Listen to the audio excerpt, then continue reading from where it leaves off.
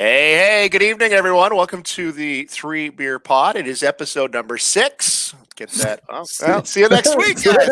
It's been a good episode, guys. Shortest episode of 3BeerPod. Welcome to it. Hi there. Jam-packed episode, and we shut her down 3 seconds in. Timmer, I'm telling you, today has been a day. Welcome to episode 6. We've got lots going on here tonight, so we'll certainly talk all about that. But as you can see, I'm in my third location now the 3BeerPod. I was up until probably 10 minutes ago going to do it from the patio because I'm making it summer. No matter what, I'm going to make it happen. And then my patio umbrella kept hitting me in the head. Oh boy! So I thought that would have been an issue. So we changed that up.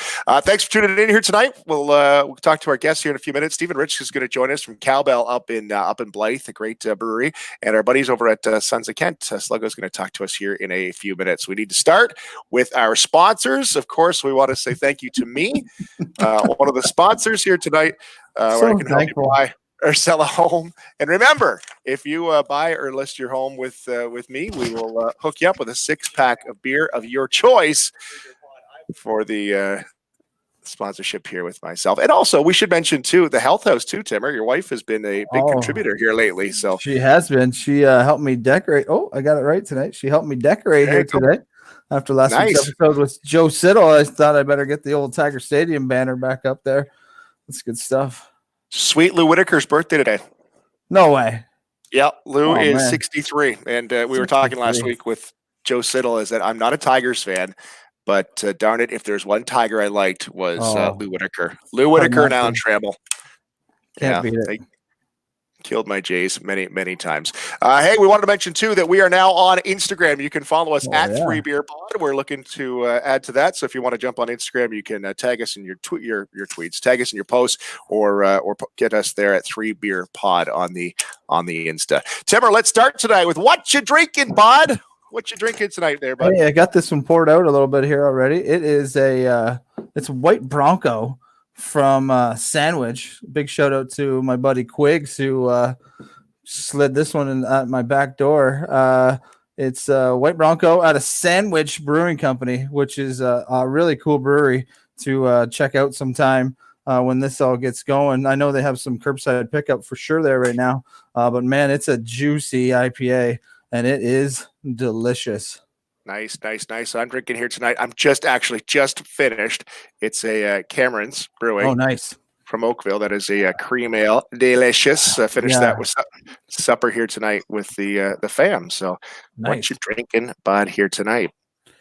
Timmer, our Beer Buzz tonight is packed. We've got lots going on with our Beer Buzz. I wanted to tell you a story, first of all, about a pub in Ireland that is delivering beer by drone now. Come on. In the Beer Buzz. That's not real, is it? Nope. They're selling bottles of Heineken and bags of potato chips that they will drone over to your location and drop off. So we've heard of curbside pickup. Like, this is the next thing in curbside pickup.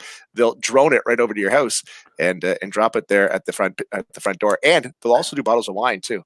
If this social distancing needs to continue throughout the summer, gonna need some drone drop-offs here in in the sunny backyard poolside.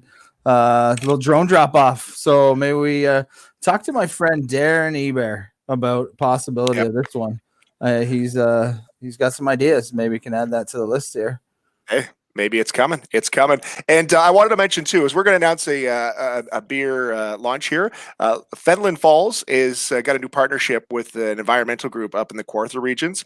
The Kawartha Summer Ale is going to launch on Thursday. You can get it online, and they will deliver at FenelonFallsBrewing.com. And the proceeds of the sales will be donated to the conservation and sports mission for the long-term health of lakes and rivers in the Kawartha wastelands, or the water, not wastelands, I'm sure. That's not the thing at all. The watershed. Up there. I'm glad they're fixing up the wastelands. Big shout out there.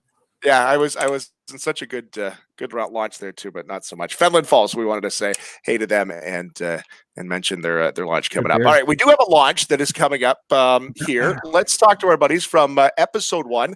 Let's pull in Doug Hunter and Colin Chrysler, our friends from Sons of Kent. Hey guys, how you doing tonight?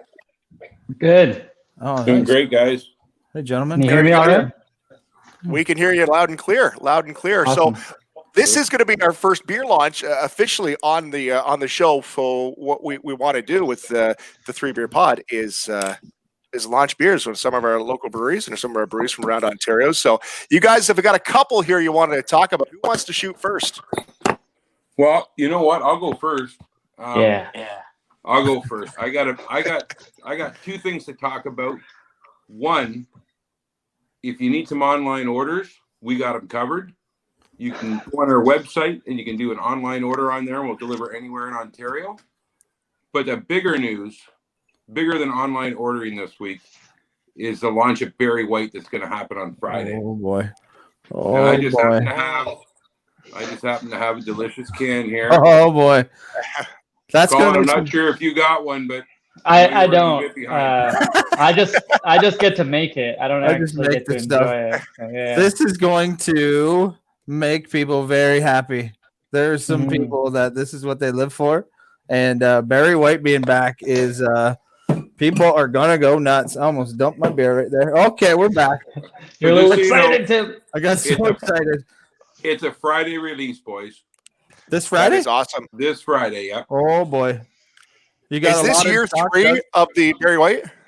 I think it is year 3. It is, yeah.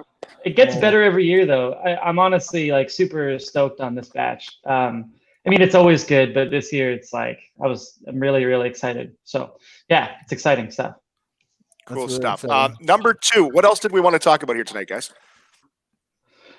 The next beer, so we got another beer coming out this week, which is also exciting. It's been kind of a work in progress for a little while, but it's a beer called All Together, which is an IPA, and it's a worldwide collaborative beer. Look at that! It's on the screen for all you to see. This is the first peek that anybody's seen of this beer. So yeah, it's a worldwide collaboration hosted by a brewery in New York called Other Half. We are one of over 600 breweries that are involved in this project, which is exciting. And so breweries all over the world are making this beer. It's like I said, it's an IPA. The recipe is similar. Breweries have done their own creative take on it, but the coolest thing about it is that proceeds from this idea and this cause are going to support the bar and restaurant industry or the hospitality industry because of the pandemic. Obviously, that industry has probably been hit the hardest, and so it's a great way for us to kind of support that. Obviously, the brewery sells a lot of beer. A lot of our customers are bars and restaurants, so for us, it's a great way for us to kind of help them out too. I wasn't gonna crack it, and then I got excited, so I cracked it. We got a lot. Just again, sampling sizes here today, but that's delicious. Well, yeah, I got a can of it here. Doug hooked me up with the can. The label's not there, so I'm glad we had. The label show up tomorrow morning. So that's fantastic. And how do we get our hands on this one? It's up to you, Doug. I just make it. So well, so if Colin's saying the labels are coming tomorrow, we're going to do pre-orders tomorrow for pickup on Thursday. Nice. All right. So you can call our curbside service, get your pre-order done. Or you can wait and try to get it on Thursday at the brewery. That's fantastic. Nice. You're not shipping everything through the online yet, are you, Doug? No. We just have some staple stuff online right now. Yep. So this beer won't be available online this week, but maybe in the future we'll do some of our special releases. We'll have them out on the online service. So that's fantastic. This is good. It's pretty good. What else do we have coming up? Is there anything you can tease us with, Colin? Yeah, I mean, we've got a lot of new stuff. We've got some. What's crazy about this whole situation is we normally didn't can a lot of beer. I mean, we canned a lot of our core brands. We didn't do a lot of the limited release stuff in cans because we had a lot of draft customers. We had the tap room, which used a lot of the beer. So a lot of our limited stuff went into bottles, but now we're canning all of our limited release stuff, and honestly, it's selling out way faster than we ever would have imagined. So it's giving me an opportunity to be a bit more creative because we can make some really cool stuff knowing that it's going to disappear really quick, which is great, and people are getting to enjoy it. So we've got a new beer that is actually South African inspired, using some cool hops that were grown in South Africa, as well as some other cool ingredients. But I won't give too much away on that one because it's not quite ready yet. We've got another really big beer that's coming back again, which is exciting. It's an IPA. It's actually a double IPA. A lot of people probably already know what that is. So yeah, we got some exciting stuff coming out. Yeah, we're gonna keep pumping out as many new beers as we can. I'd like to get at least a new beer every other week if possible. Wow. But yeah, exciting. So that's our goal coming up for the spring and the summer and everything else. So yeah. Hey Chris, did you see the important question there in the comments, Chris? From my sister-in-law? Oh, there she goes. Yeah. Can we pre-order Barry White by the case? When I was talking about someone that really needed Barry White to come back, my sister-in-law's been waiting for this to come back. I know she found one in the back of her fridge the other day and went for it and still said it was great. Awesome. So I know she's excited to have this come up by the case. That's great. I think, Doug, that was actually specified. The question was directed for you specifically. I see your name in the question. Yeah. Well, it's funny because I saw that post on Facebook, and I actually cracked my last raspberry wheat I had in my fridge on the weekend, and you know what? She can pre-order if she wants, but we've got a lot of it in the tank. So all right, I don't think she needs to worry right now. Trust me, you better keep that promise, Doug. All right, I'll save one for her. All right. Doug and Colin, guys from Sons of Kent, we appreciate you launching that beer here tonight with us. We'll have to talk to you again real soon. Thanks, guys. Okay. Yeah, enjoy the rest of the time. Cowbell's awesome, and if you're talking to Steve and Rich, we are. Oh, there he is. There he is. What's going on, Steve? Yeah, great guy, great beer. Have fun tonight, and I'll catch you soon, Steve, and we'll have a beer. So cheers. Looking forward to it. Thanks for the shout out. Thanks, guys. Awesome. Thanks, guys. Thanks, boys. Appreciate it. Well, there you go. That is our next guest. That is Stephen Rich from Cowbell Brewing in Blyth. Good evening, Stephen. How you doing, buddy? I'm great, guys. Thanks for having me tonight. Thanks for coming on. This is awesome. Yeah, this is great. We got some beer delivered this week from you, and I see you've got we've got 6 different kinds. So my thing, so Tim he knows beer. Like Tim knows beer really well, and he can pick the ingredients and he can describe it. I just know what I like. I just know I like the taste of the beer and whatever can. Tell me what I should crack right now to get going here. What should I have? To you, Tim, or to me? To you, Stephen. Which one should I start with? Yeah. So, originally we talked about doing Absent Landlord because like a lot of people consider it to be our flagship beer. It was our first beer. The naming convention is very like Blythe centric. But then we were also going to do Hazy Days, which is our hazy IPA, spring seasonal, now full time at the LCBO, and then also Pomegranate Honeysuckle, which is our summer seasonal, a nice juicy fruit sour. But I sent you guys a few other beers. I grabbed myself a Shindig as well and something fancy in the back. So I think we should start with Absent Landlord. Okay. It's our first beer. It's a classic. Probably you guys have had it. Probably a lot of people have had it before. But I think Absent Landlord says a lot about Cowbell, a lot about who we are, and a lot about why we built a destination brewery in a village of 1,005 people. Yeah. Well, let's talk about that because man, oh man, my daughter plays hockey up that way, and I'll be traveling up that way, and all of a sudden, out of nowhere, I've heard of Cowbell many times, but I didn't realize where I was. And all of a sudden, I look over and I'm like, "What the hell is that?" And it is this giant brewery. It's a beautiful brewery in the little town of Blyth. Now, how long has it been kicking around out in Blyth? We opened the August long weekend 2017.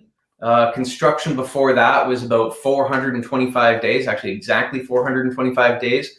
And that was from groundbreaking. So we built this thing on 120 acres of farmland. So 425 days from putting that first plow in the land all the way to opening 27,000 square foot destination brewery. So yeah, 2017 has been pretty amazing. We do a lot of people every single week. Which is like, the sun is shining right now. It would be beautiful to be sharing a pint with you guys right now at the farm. So I'm hoping we can get back to those days pretty soon. Well, next best thing tonight. It's an amazing little thing. I was heading up to Cottage in Tobermory, and we're like, no, we gotta make a little detour here to go check it out. And then as you're pulling up to it, it's not. And I've been to, I don't know, I'm almost close to 80 different breweries I've been to now. But when you pull up to this place, it's like a Disneyland of beers, like of breweries. It doesn't look like anything else you've seen as a standalone brewery in the middle of, I don't want to call Blyth nowhere, but it seems like it's in the middle of rural Ontario. Yeah. So why Blyth? There must be a reason that it wasn't just throw a dart at the map of Ontario and say, yeah, that's a good brewery spot. So why Blyth? So you know what? The reason why Blyth, the reason why a destination brewery, the reason why there's such a focus on quality and community, the reason for all these things really comes down to the Sparling family. They're third generation Blyth residents. Stephen Sparling's our founder, and the whole family's fully involved in the brewery every day. So Stephen's been living there since he was born, and his father came to Blyth after the war. So Stephen's directly involved. Stephen's wife Lori is directly involved every day. Stephen's son Grant is directly involved every day. So this really is an independent, family-owned business that believes in their community, believes in the village of 1,005 people. And I don't think there was ever a question of where it's going to be. Not to mention the fact that there's 120 acres of farmland. If you're going to build a destination brewery, it's hard to do that in Toronto, in Hamilton, in London. It's tough to do that in a populated city. Stephen, we do have lots of questions, but you did send some pictures. So let's kind of walk through this as we go. So this is the beautiful Blyth Cowbell Brewery in Blyth. And look at that. And how many days? So just over a year to put that all together? Yeah, it was 425 days. We used all local trades, all local materials. And my favorite thing to tell people when I tour them through the brewery is there's no facade anywhere. Everything you see is real. Like on that wall at the end that you can see, which is east facing, that stone wall, that's all individually hand laid and hand mortared stones that were quarried from the Shouldice quarry, which is less than an hour from Cowbell. All the wood on the outside, the wood on the inside, it's all true. It's all unfinished. That way it will patina and mature naturally over time to look like a grand old barn. And like you just put up this map here, sometimes I feel like when we're at events or dinners, our church should have a map on the front or the back, because one of the most common questions is, where's Blyth? And so here we are in the red, like you can see, about an hour straight north of London.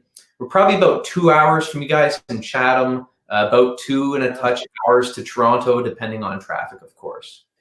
All right, here's some more looks inside the brewery. If you haven't been up to the Cowbell Brewery yet, there's another shot here. What are we looking at here, Stephen? Yeah, like this is what we mean by destination brewery, right? So from here, you're on the second floor where you can access freely yourself. You can do self-guided tours up here if you want, or you can do a tour with one of our storytellers. But this kind of tells the whole story. Like down below, you can see the red seats sitting at the bar where we've got, of course, an amazing beer selection, but we also serve wine, spirits, cocktails. And then you are 15 feet away from a state-of-the-art Canadian-built 4-vessel, 50 hectoliter brew house. Like, oh my God. This is, for me, it was the things that dreams are made of. So yeah, there's the beautiful brewery itself right there. Custom designed brewery, lots of cool tech in there. If we've got some time, I'm happy to walk through some of it. But yeah, you've got the 4-vessel brew house there. And if you keep going on in the slides, you can see these pictures are taken from this catwalk that you or anybody can walk on. And so the brewery is totally transparent. You can see absolutely everything. The only 2 things you can't see are the lab, because it's a positive pressure room for quality purposes, of course. And the centrifuge you can't see because it's in a sound insulated room, because that thing is really loud. And so here's a view from the production floor looking up at that beautiful catwalk. So you can be at that catwalk looking down on the stainless tanks, watching the guys dry hop, watching the team go through packaging, canning, kegging, running materials back and forth. It's a pretty cool experience. For me, it's what I've always dreamed of. I think the whole team did a good job putting the Sparling's vision into reality. in the beautiful village. Yeah, it is beautiful. Wow. I think for me, it was like when I got there, I was sitting at those red chairs at the bar, and I was like, oh, I better go check this place out. And then we just kept walking around, and like I felt like I was sneaking around. Then I realized, no, you're just allowed to go anywhere and tour the whole thing on your own. And I was like, this is awesome. So and like I feel like I was arm's length from the brewers working, and I was like, wow. This is pretty sweet. This is pretty sweet. Brought the other guys up, and we all kind of walked around and did the self-guided tour, and was like, "Wow, this is something." You don't usually have that kind of access in a brewery, unless maybe I'm at Sons of Kent and I just walk in the back. But I think the cool part is the access that you have and what you can see from that catwalk, which is really cool. And for me as a beer guy, that really adds to it being a destination. So you got a little bit of everything for anyone that stops by to check out the brewery. I think that's pretty cool. Not to mention the restaurant is just like so amazing. I hope you guys got to eat there. Like, over 80% of the food that we serve in the restaurant is sourced from Huron County. Over 90% is sourced from Ontario. So there's a lot of focus on local in the entire brewery. But the food in the restaurant is totally amazing.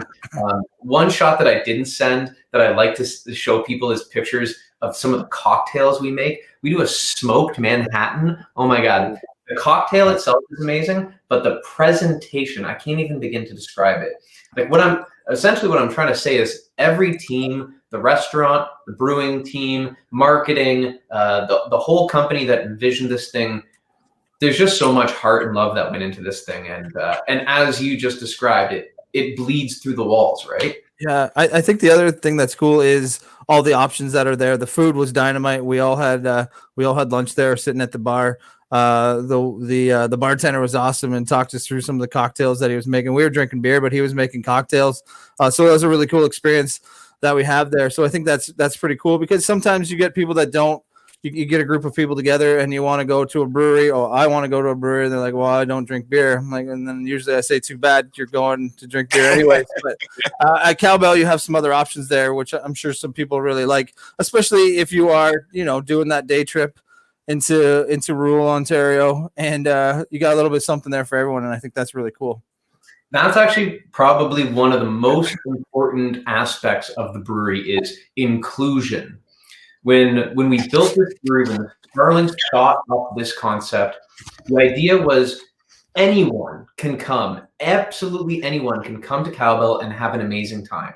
So some people will notice it, some people won't notice it, but when you come, we have wheelchair access everywhere. The whole building was designed with consideration for anyone that is visually impaired, hearing impaired, in a wheelchair. There's an elevator. There's food menus. There's food items that are gluten-free, that are vegan, that are vegetarian. There's absolutely everything. So no matter who you are, no matter what you like or dislike, you are welcome to Cowbell, and we're going to show you a great time.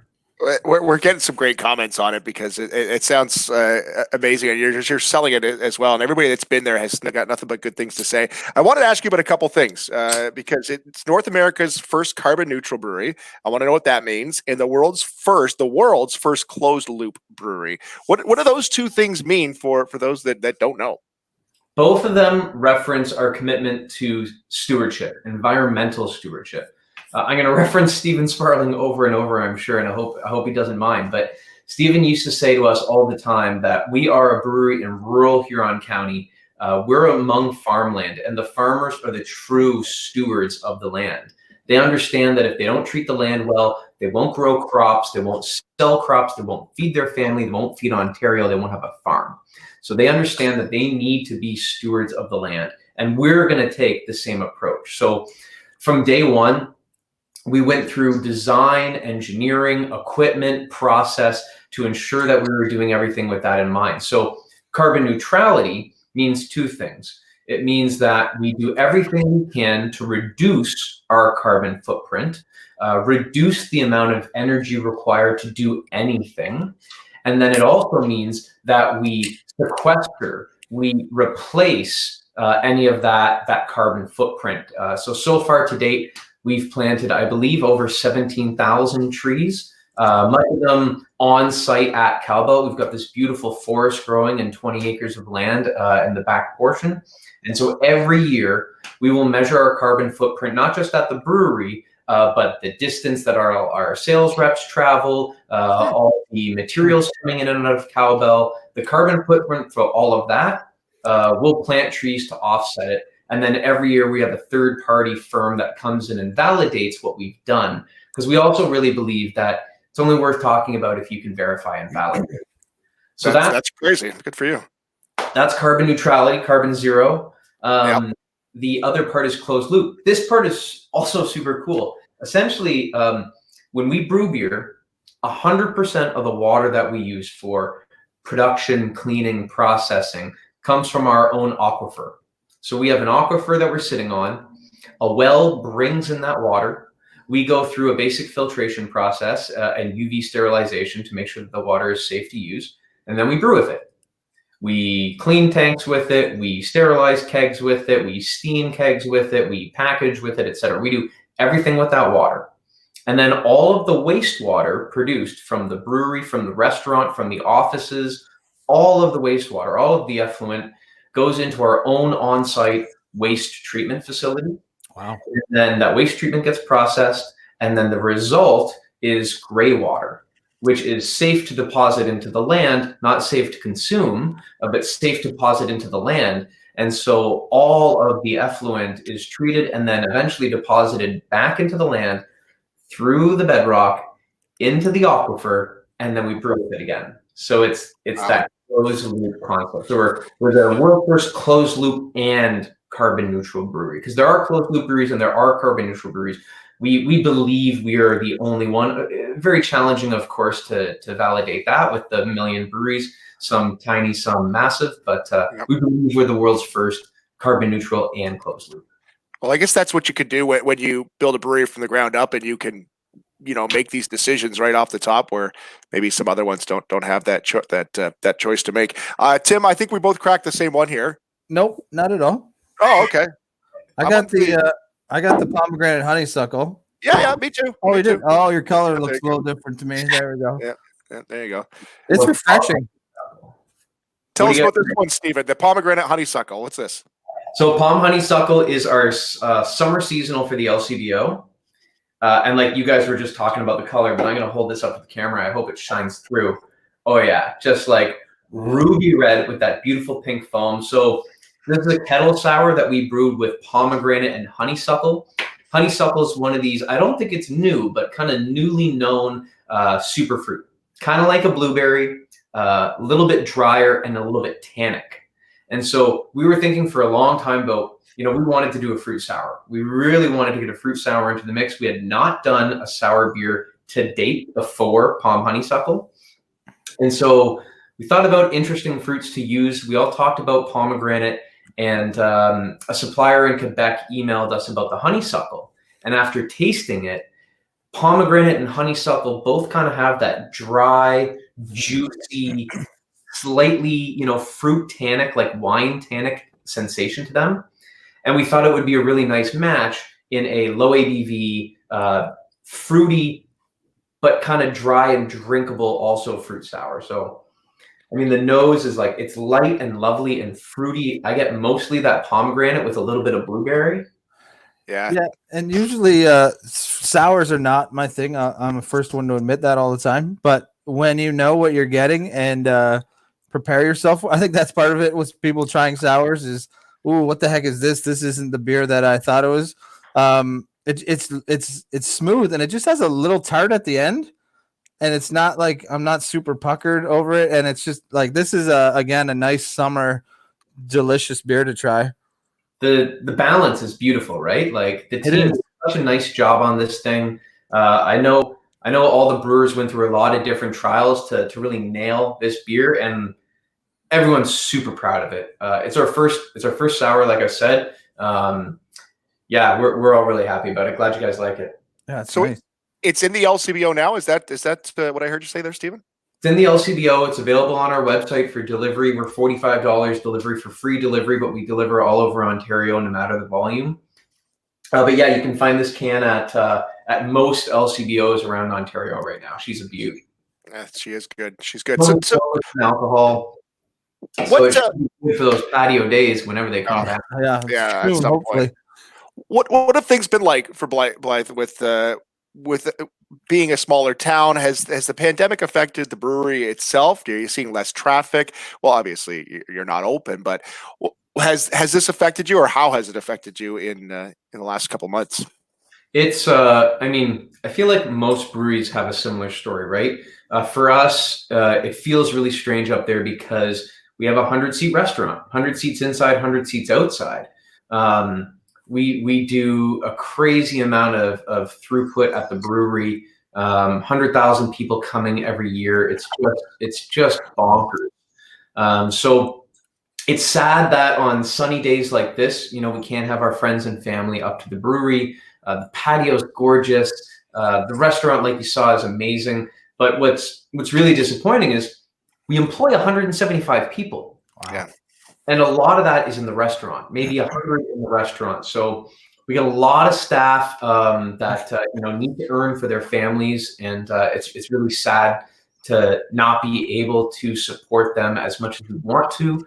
And we've got a lot of employees, not just in Blyth, but in the surrounding community. So it's sad not to have people up there. It's really disappointing to not be able to keep everyone earning what they want to be earning. But we're really hopeful that everything can get back to normal-ish soon, or a new normal. But the brewery's also doing some really cool, innovative stuff to support our community and continue to pay everyone that we can. So, one of the programs that we've got going right now that's been really successful is called Grateful Bread.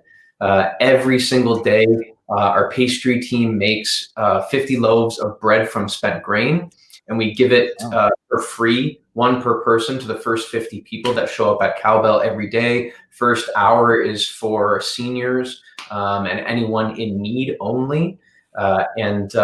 It's been a huge success, just that alone. So it's challenging times, for everyone. Thankfully, we have lots of brands at the LCBO, so that's been really helpful. And I think everyone, including us, has seen a huge uptick in online sales. So, big props to our online team that's really built up the website, built up the retail space, figured out logistics. Oh my God, there's so much. So it's been interesting. Everyone's job has done this. Yeah. I don't think it matters what career choice you've made. Everybody's kind of taken a little turn here. I want to ask you about your history. So you're from the London area, ended up in Toronto, and then ended up at Cowbell. You're a certified, I know I'm going to get this wrong, Tim, we talked about a Cicerone? Cicerone. Right? Cicerone. Yeah. Now, Tim, you know exactly what that means, but Steven, explain to the other dummies like me what that means. The simplest way to explain it is it's the beer version of sommelier, right? So for a long time, people would try to explain that they are a beer expert, but maybe not a brewer. They appreciate and have expertise in the service of beer, in the history of beer, in the styles of beer, in the pairing of beer, in troubleshooting draft or troubleshooting old beer. So these are all traits that you would expect from a sommelier, right? You go to a restaurant and you want to know, what do I pair with my whatever? You're going to ask the song. And so a Cicerone essentially is doing the same thing. So any certified Cicerone or any master Cicerone would know everything about beer history, different styles. They'll know a lot about breweries, especially their own regional breweries, and they should be experts in food and beer pairing. Very interesting. Very interesting. And then you end up in Cowbell, and it sounds like it's a perfect situation. Tim, I had another question. I don't know how many more we have here. I wanted to ask about, let me see if I got one that's good here. On the bottom of all your cans, it says, "Do the right thing," and that's stamped on the bottom of all your cans. So what does that mean? We call it DTRT. That's another Steven Sparling. Steven's dad always used to say, when in doubt, just do the right thing. And so you're on the road, you're centrifuging beer, you're brewing something, you've got a customer that's yelling at you, you've got a customer that is praising you. When in doubt, do the right thing. It's kind of a, it's the KISS method, right? Like keep it simple. So it's a crazy world out there. We got 175 employees. This is a challenging and exciting business. Do the right thing. That's a really cool story. I'll quickly ask you too. I was doing some reading this afternoon.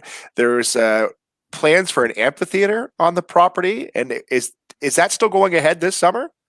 Not this summer. We got a lot of fun plans at the brewery, including the amphitheater, but also a future distillery and a lot of other exciting things that are going to happen there. But 120 acres of land. We benefit from having the space. We benefit from being owned and operated by an independent family that believes in their community and believes in the beer that we're making. And so the amphitheater is going to be really cool when we're able to make it happen. There's a lot of ground clearing, leveling, drainage stuff that still needs to happen, but it's going to be fun when we can host beer festivals, concerts, monster truck rallies. Whoa, I'm in for all of those. All sorts of stuff. It's really, the brewery itself was designed as a multi-purpose space. We can host everything from weddings to conferences to just birthday dinners to eventually small concerts outside for local artists, or maybe we'll have Bon Jovi show up at Cowbell one year, or I'm rooting for ZZ Top. Yes, that'd be pretty awesome. Man, that sounds really cool. Sounds fantastic. I like all those things. Chris, there was just one more thing I saw. It was on Instagram just before we came on. Actually, I think it was called Greener Pastures. Is that? And so I looked it up, and one of the beneficiaries of that is Sick Kids Hospital, which I have a big connection to with my daughter, Kate. Can you just talk to us quickly about the Greener Pastures Fund? This is another really important piece of the Cowbell puzzle. So Greener Pastures was another initiative from day one. Essentially what it is it's a charitable foundation that we started with the very first can of beer sold. So every single can of beer that you buy, every single pint, no matter where, 5 cents is donated into the Greener Pastures Foundation. All of that money, 100% of that money, is donated directly to the 4 children's hospitals in Ontario. And my favorite part of this program is that the money goes to the hospital that is local to you.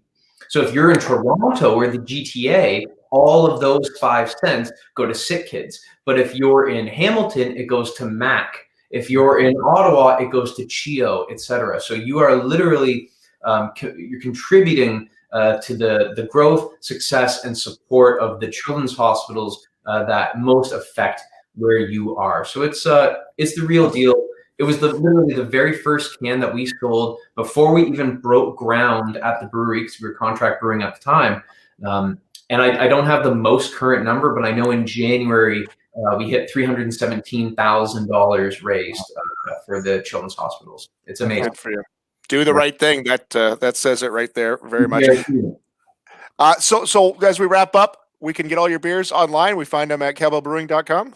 Yeah, cowbellbrewing.com. You can go to the store right there. We've got lots of different beers available at the LCBO as well. And again, thanks for having me, guys. Really appreciate it. And big shout out to my team at Cowbell. Everyone's working really hard right now to get things done. So props to everyone at Cowbell, and thanks for supporting. Stephen, we appreciate it. Thank you very much. Cowbell Brewing in Blyth. Are we saying it right? I think I'm saying it wrong. Blyth, or is it Blyth? This is a tough one. I'm going to refer to the Blyth local. I say Blyth. It's Blyth. Definitely not Blyth. Okay. Right. I've heard some people say to me Blyth, but I let it roll off the tongue. Blyth. Cowbell Brewing. Stephen, thank you so much. Have a great night, bud. Cheers, guys. Cheers, buddy. Cheers, buddy. What a cool story, eh? And that's what I'm loving here, Tim. What are we on? Episode number 6 here tonight with the 3BeerPod. We're just hearing some really cool stories from some really cool people, and it's been really, really fun. And I've had 3 beers tonight, so I snuck into the hazy days here just because I wanted to sample it. It's tasty too. I think their beers are, and with all breweries, the beers get better as the breweries do it. Even Colin was saying they're still tweaking Barry White, right? So first year it came out, Barry White, everyone loves it, and it just gets better and better. And that's what I think these beers are doing at Cowbell as well. I think the I think the cool thing about some of the brewers we've had on, like Red Barn, a startup, a farm brewery, Natterjack did it to honor somebody, and then Cowbell's a big brewery, but they're doing cool things, but they're also helping out communities. And when I saw that they're giving to things like sick kids, I'm all in for that. So it's pretty cool. We've had a good run here so far of pretty cool breweries. One thing I didn't mention, and I wanted to mention, is when they opened up in 2017, there's 1,005 people in Blyth. There was 94% of the population came to the launch. That's amazing. That's pretty crazy, eh? Yeah. That is pretty crazy. Thanks again. Thanks again to our friends over at Sons of Kent. They've got the Berry White, which is coming back here. What was the date on that, Tim? Is that third? Berry White's on Friday, and the All Together is pre-purchased tomorrow and released on Thursday. So another good beer there coming out from Sons of Kent. Good stuff. All right. Very cool. Very cool. Don't forget, this weekend is I wanted to make sure we got to plug in here quick. Cool. The May 16th Miracle. We want to give them a plug. It's the big food drive happening across Chatham, Kent this weekend. That happens on Saturday at noon. And if you leave some food out on your porch, they will find it. May16miracle.com is the website. Cheers there, Mark. Timmer, did you have anything else to say? No, that's good, man. I think this is good. At my desk, I've tried a lot of different beers since I might have went past 3Beer. Again, just sampling sizes. Sizes. Some really, really good beers here from Sandwich and Sons and Cowbell. And this is a good one. Good friends. Don't forget to follow us on Instagram at 3BeerPod. Of course, on Facebook. That's where you're watching us here, too. Drive safe. Be smart. Don't be stupid. Tim, we'll see you next week for episode number 7. Thanks, guys. Thanks, Claudia.